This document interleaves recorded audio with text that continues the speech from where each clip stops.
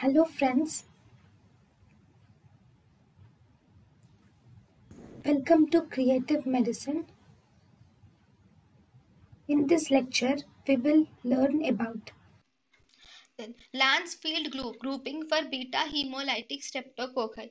All beta hemolytic streptococci can be divided based on the Lancefield grouping. According to Lancefield grouping, it is based on the group specific carbohydrate antigen. This Lancefield grouping is mainly based on group specific carbohydrate antigen on the cell wall. So this is for the beta hemolytic streptococci. So all beta hemolytic streptococci are divided into 20 serotypes, which are A to V except I and J.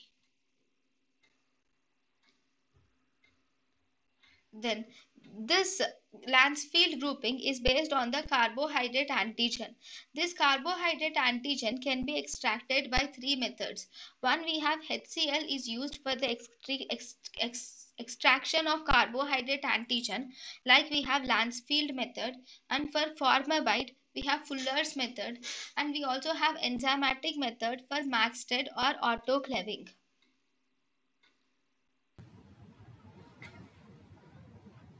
thank you and thank you for watching.